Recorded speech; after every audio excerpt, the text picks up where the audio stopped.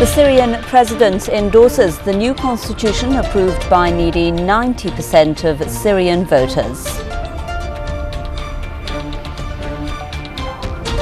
The Palestinian Authority may reconsider agreements with Israel and spark an uprising against Tel Aviv. Hold strikes! Hold strikes! British police forcefully remove anti-capitalist protesters in London. At least 20 activists are arrested. And tower staff at Germany's Frankfurt airport will strike in solidarity with their ground control peers.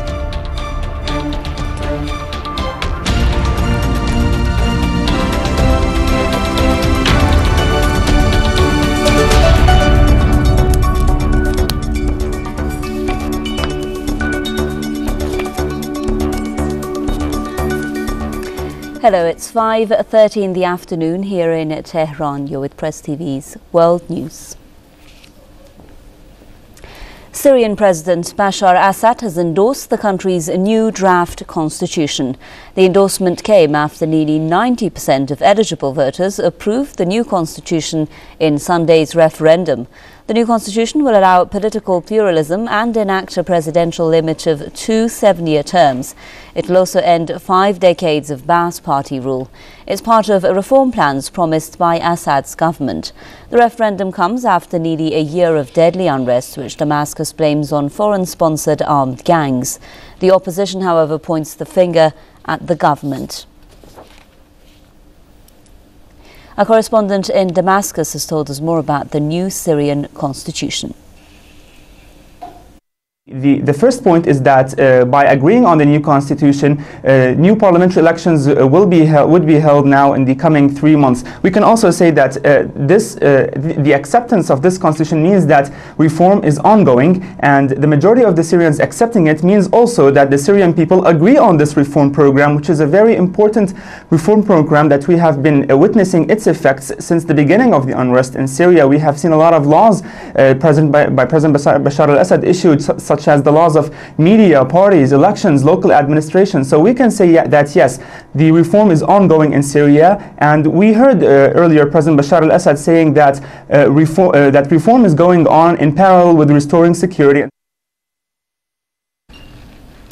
Russia says Syria is cooperating with international humanitarian organizations over the months-long unrest in the country. Thanks to our work with the Syrian authorities, we have managed to ensure that they now work with the international humanitarian organizations. But similar signals have not been sent to the armed groupings and not observed their move towards this. We are convinced that only the Syrians themselves should find a solution and take decisions on the political future of their country. During a special debate on Syria at the UN Human Rights Council in Geneva, the Russian envoy said imposing democracy by force on any country is doomed to failure. China also called on the Syrian opposition to raise its demands through non-violent means. The Chinese envoy voiced opposition to any foreign intervention in Syria. Meanwhile, UN rights chief Navi Pillay demanded an end to violence for the delivery of humanitarian aid. The Rights Council harshly criticized Damascus over allegations of rights violations. However, it failed to condemn armed gangs, including the Free Syrian Army, for the killing and kidnapping of civilians. The Syrian delegation attending the debate walked out of the meeting in protest.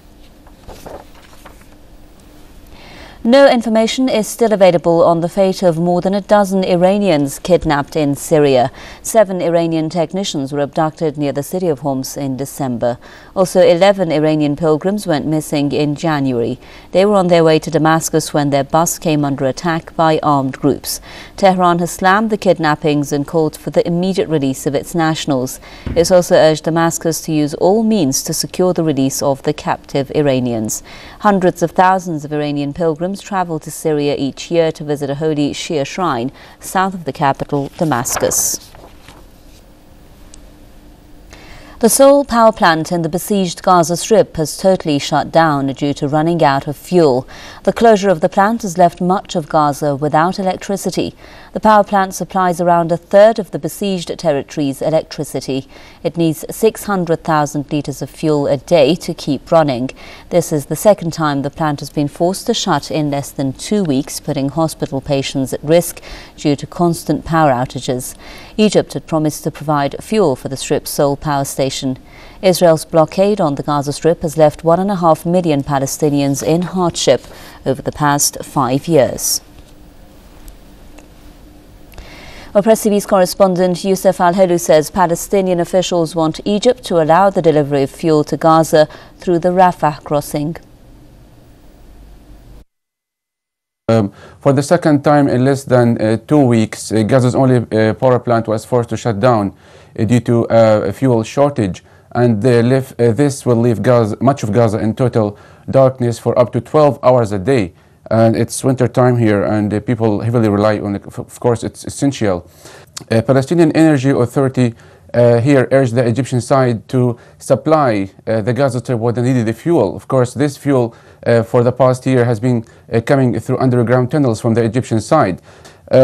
Today, we were told that Egyptian security forces, they confiscated a large shipment of fuel that was supposed to come through the tunnels for the power plant. So Palestinian officials here argue that they will not rely on the Israeli side. That's why they have been urging the Egyptian side to open the Rafah crossing for goods, including fuel, so that Gaza's only power plant is working again. People have taken to the streets of Yemen's flashpoint city of Taiz, demanding the expulsion of the US ambassador. The protesters carried banners urging the US ambassador to stop what they called intervention in Yemen. They're angry at the US and its ally Saudi Arabia for keeping the former regime in power. Washington and Riyadh pushed for a deal that transferred power from the long-time ruler Ali Abdullah Saleh to his deputy.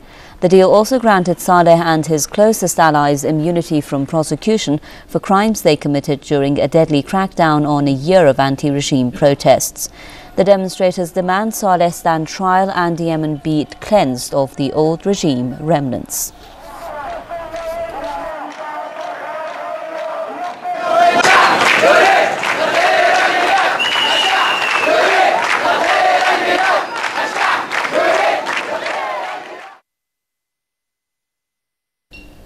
Also in the news today, the Palestinian Authority has said it plans to cut all ties with Israel and call for a Palestinian uprising against Tel Aviv. Member of the Executive Committee of the Palestine Liberation Organization, Hana Amira, said the decision is in response to Israel's repeated violations of bilateral agreements. Last Friday, Palestinian Authority Chief Mahmoud Abbas said he planned to make, quote, a dramatic announcement within 10 days. That's after talks with Israel failed. This after Tel Aviv refused to curb its settlement activities on occupied Palestinian lands in the West Bank. Earlier this month, rival Palestinian factions Hamas and Fatah signed an agreement to form a transitional unity government and chose Abbas to head the interim Palestinian government. British police have forcefully dismantled an anti-capitalist camp outside St Paul's Cathedral in London, arresting around 20 protesters. The occupiers described the expulsion as brutality by British police. They promised to continue their campaign despite the expulsion.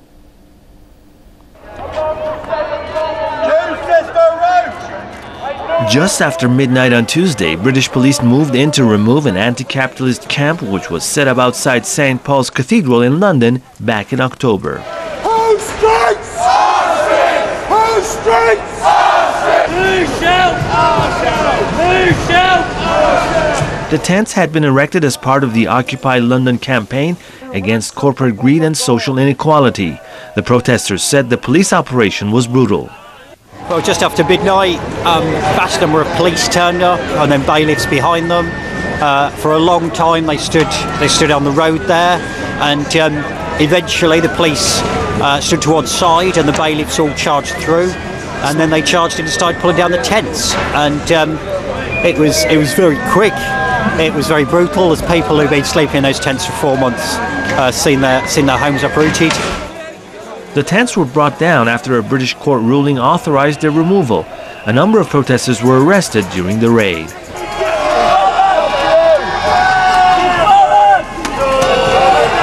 Occupiers say they set up the tents outside the church to exercise freedom of speech and draw attention to a capitalist system that has spawned the current global financial crisis. They say despite their expulsion, they will press ahead with their campaign. What will you do now? Go somewhere else.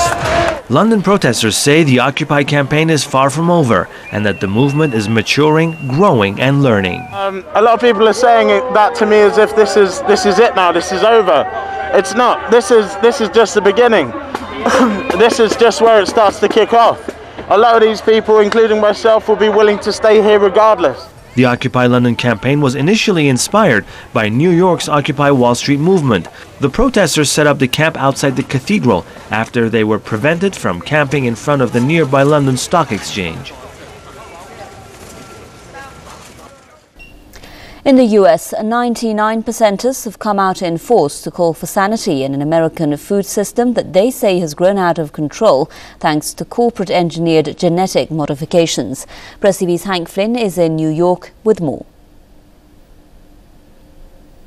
Occupy Wall Street demonstrators marched on Monday calling for better government regulation of the most basic things, the food that we eat and the water we drink. Much of the anger was directed at Monsanto, a corporate giant that makes genetically modified seeds for corn, cotton, soybeans, and other staples, making them more able to survive pesticides. Demonstrators say that altering the genetic makeup of basic foodstuffs could be catastrophic. So they have done 4-generation studies on hamsters, and after eating GMOs for 4 generations, all the hamsters go sterile, the teeth grow out of their jaw, and their jaws lock shut.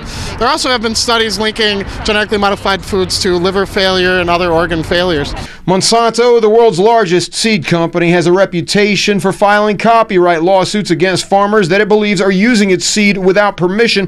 A lawsuit on behalf of 50 organizations that would prohibit Monsanto from pursuing such lawsuits was defeated in court on Tuesday. Occupiers say it's hard to defeat corporations in America, even when you're in the right. And of course, every judge is different in their decision and in their understanding. But we believe that, just in a nutshell, that it's a collusion of corporations and our regulatory systems. It's a revolving door. The government and Monsanto's is a revolving door. Clarence Thomas, for example, Supreme Court Justice, he used to be a lawyer for Monsanto's. And so after the word was put out about the corporate genetic modification of seeds, pure unchanged seeds were put out and exchanged. The main point that these demonstrators want to make is that each of us should take responsibility for growing and producing our own food. Information changed hands showing which foods to buy and which to avoid if you're trying to dodge genetically modified foods.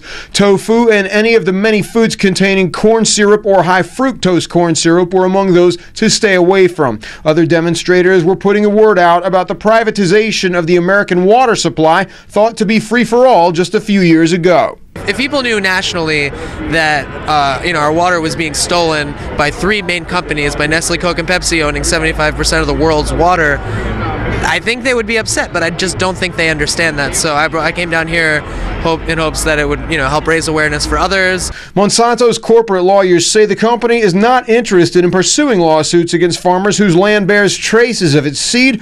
The company has, however, filed nearly 150 of that type of lawsuit in the last 13 years. Hank Flynn, Press TV, New York.